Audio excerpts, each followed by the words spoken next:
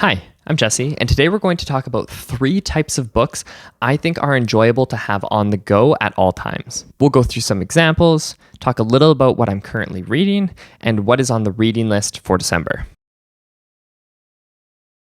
Now, it's worth highlighting that I'm on a journey to improve my understanding of the world and my place in it as a parent, a husband, a pet owner, a homeowner, etc. This project I'm calling Lifted Pages, which right now is the goal of 70,000 steps per week, either from walking, jogging, hiking, whatever works for the schedule, reading a minimum of 10 pages per day, and strength training 4 times per week. So the books that I'm choosing are a result of this journey, and if you can relate to that journey, you may find them interesting as well. If you don't, you might not find the specific books interesting, but the concept of having 3 on the go at all times might be interesting to you, and you might be able to tailor the books that you like to that concept. The 3 types of books are a challenging book, an interesting book, and a relaxing book. And the reason why I think it's nice to have all 3 on the go at a time is because then you have a book to satisfy your mood throughout the day rather than trying to adjust your mood to fit your current book. Using me as an example, I am a morning person. I like to learn and contemplate and take notes when I read with my coffee in the morning. So a challenging book is a really good fit for that time of day. These are the books I need quiet and I need to focus and slowly work through, look up accessory terms, take notes, that type of thing. Whereas during the day, my brain is still firing on most cylinders, but I don't necessarily want to take a lot of notes, have to look up accessory terms. So reading something that's interesting, that gives me a few key takeaways I can jot down is perfect. This lets me choose books that satisfy curiosities I have, but aren't as direct to the knowledge I'd like to acquire as the challenging books are. I find these are nice, like on-the-go books, coffee shop books, where if you get interrupted here and there, it's not a big deal. Lastly, relaxing books. These are the pre-bedtime books that are perfect for winding down. Or say a snowy, cozy day where you just want to chill. The equivalent of watching a sitcom you've seen 10 times already. This is the newest category in my life because I used to read the interesting category books before bed, but then my mind would be racing thinking about what I was reading because they're just so interesting. And it would mess with my sleep and just wasn't good. So I started reading novels and feel-good books, and it helped a lot. And I noticed sometimes during the day or in, the morning after a poor sleep, these types of books also fit in really well. So those are the 3 types: challenging, interesting, and relaxing. Let's look at some examples. Starting with challenging. These are the books that really require me to concentrate and are often books that are technical and cover a topic just outside my comfort zone of understanding. So for context, I have an undergraduate degree in human kinetics, so exercise science-y type of realm. And I took some random electives in first year that covered different things, like analytical writing, philosophy, stuff like that. And I minored in psychology. So books that cover concepts in, say, philosophy tend to be challenging for me because I don't have formal education on that topic. So books like Think by Simon Blackburn, I had to go slow. It took me time to work through, and I had to look up things and take a lot of notes. This was a challenging book for me, but really, really interesting. The Ethics of Ambiguity by Simone de Beauvoir. Again, not an easy book. This was really challenging for me, whereas someone who has a background in philosophy might find this more as an interesting rather than a challenging book. Also, books like Why Zebras Don't Get Ulcers. Really, really interesting. And if you have a background that's a little bit more science heavy than I do, and you really understand, the immune system, maybe some basics of endocrinology, that type of thing, this might be more of an interesting book for you. But for me, this was a challenging book. It's really good. If you are someone who struggles with stress and anxiety, I highly recommend it. It's a great book, but it was challenging for me. So then in the fitness and health realm of things where I do have a little bit of education, this is where kind of textbooks start to fall into play. So stuff like plant-based sports nutrition, still a challenging book for me, and lots of tabs and notes and things like that. But I can get through textbooks kind of like how I get through books of topics that I don't have any formal training or study in. Stuff like Advanced Strength and Conditioning. Really great book. Super interesting to read through. Lots of notes and stuff like that. A great challenging book for me. So right now in November, I have 2 on the go. The Problems of Philosophy by Bertrand Russell. Again, for someone who has a philosophy background, this is probably more of an interesting book than a challenging book. But for me to like really get my head around it, I'm looking up terms. I'm looking into other things, taking a lot of notes. This is a challenging book for me to get my head around, but I'm really enjoying it. And I started reading it, got distracted. So my plan is to finish it after The Problems of Philosophy, The Art of Loving by Eric Fromm. Okay, on to interesting. Now, there's definitely overlap between all of these, but interesting books to me tend to cover things that are still new to me, but not overly technical. This for me is where things like memoirs, autobiographies, different types of nonfiction, lesser academic works on the topic, and books that cover concepts that I'm pretty familiar with, this is where they all fit. But are books that are just too exciting for me to read before bed. I tried to pick some examples that sort of highlight that this is where curiosities often get satisfied. So stuff like Freakonomics. I have no education in economics whatsoever, but I find it really interesting, particularly like behavioral economics. So like Freakonomics was fascinating to me. This is also where I try to learn skills that I think will benefit me. So on writing well, dialogues on ethical vegetarianism. This is a topic I have a bit more familiarity with. I'm listening to podcasts. I've read numerous books on the topic. So for me, this was just interesting. Whereas if you have no background in vegetarianism and the ethics related to it, this might be more of a challenging book for you. At the Existentialist Cafe. This is not an area I'm familiar with, existentialism as a philosophy, but it was so well written that to me, it was an interesting book that you could just kind of get lost in.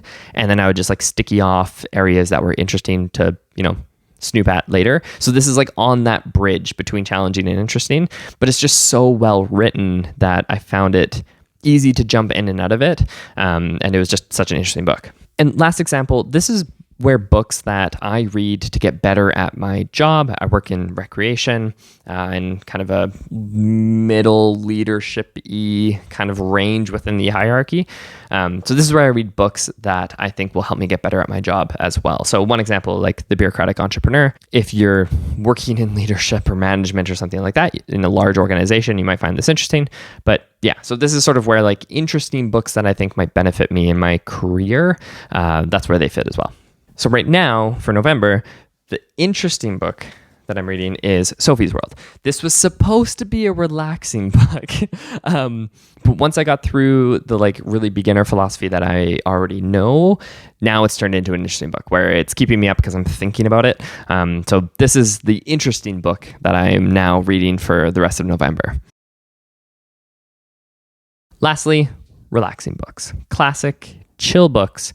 Fiction, feel-good, essay collections, a lot of genres I haven't read much, so it's a whole new world for me. That being said, I kind of have a trend that I tend to follow, which is like stuff about animals. So like How to Be a Good Creature, Becoming Wild, Gentle Barn, a lot of those kinds of books. Really cool. They're like memoir-y, but also about animals, which I really love. Also just like feel good life stuff, like Tuesdays with Maury, read together with my wife. Great book, easy, relaxing, thoughtful, but not so much that like I couldn't sleep thoughtful. And then in the relaxing category, the other one that I often turn to are books on running or like health and fitness, but that are more kind of like stories, memoir-y types of things again. So like Running with the Buffaloes, really enjoyed this book. What I talk about when I talk about running, I've read this book 2.5 times already, about halfway through again. It's just, I don't know, there's something about the style of the book, the relationship between life and healthy living.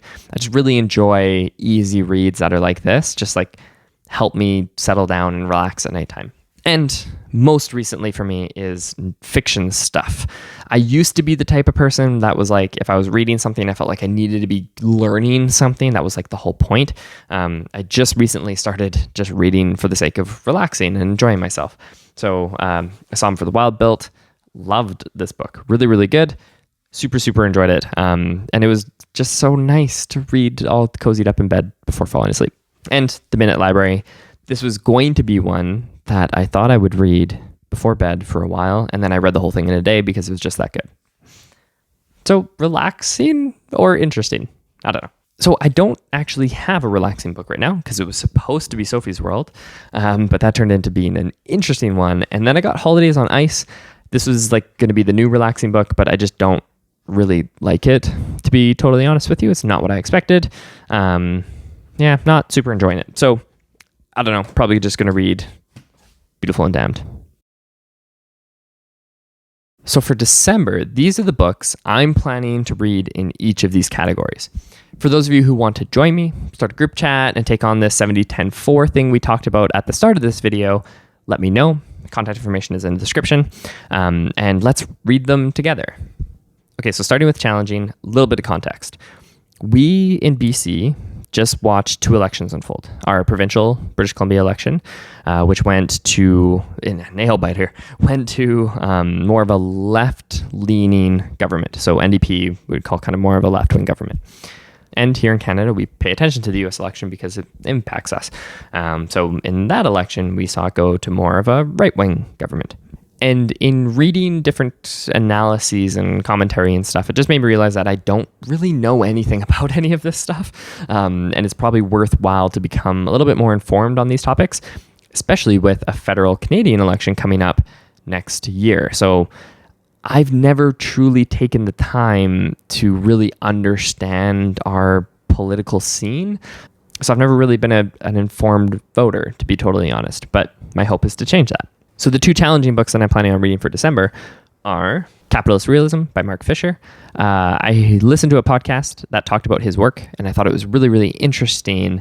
And I also liked that it's kind of a smaller book, so it just kind of keeps me motivated because this will be a topic that I definitely don't know much about, but I'm really excited to learn more about. And the second one is The Limits of Neoliberalism, Authority, Sovereignty, and the Logic of Competition. Again, probably going to be a really hard book. I don't know much about William Davies' work. I don't know much about neoliberalism beyond like the definition and the kind of like Reagan era stuff about it. And even that, I don't know much. I've just read a couple different things. So this will probably be one that, again, is like really slow, taking notes, looking up academic papers to understand stuff, looking up terms. Going to be a fun, challenging read. In the interesting category, Sophie's World was kind of an outlier. It wasn't meant to be in the interesting category, but it just sort of happened that way. But other than that, I've mainly been picking books that will either help me with my reading or help me with my writing. So for December, the plan is to read How to Read a Book, the classic guide to intelligent reading. Other than the standard education that you get through, elementary, high school, that type of thing, I took an analytical writing course in first year university, and that's it. I think there's a lot of room for improvement for me with my reading comprehension.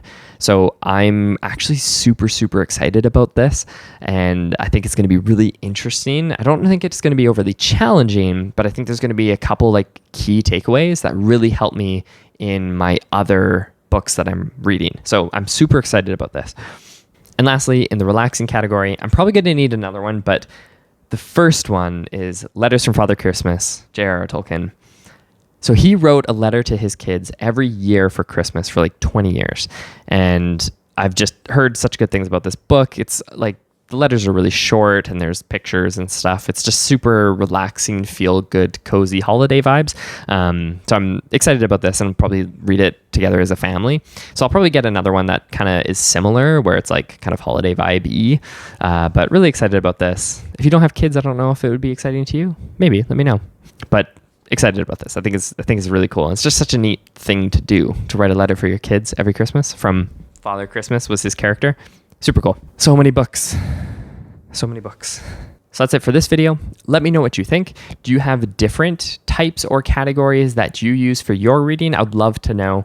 And if this is something that you think is cool, I would also love to know what you plan to choose as a challenging and interesting and relaxing book for, the rest of November and into December. And if you'd like to join on reading these books, let me know. I would love to get a group discussion going. I think being able to talk about the challenging books in particular that you're reading and having that sort of like discussion platform to really get a grip with the information is really helpful. I know it will be for me. So I'd love to have others sort of join in, get these books. I just got them off Amazon. It would be super fun to read them collectively and being able to like talk about it and kind of set dates, book club type of style, right? Where if we like finish chapter 1 by this date and then we can chat about it, that'd be super cool. I'd love that. All right, that's enough for today. Take care. I'll see you on the next one.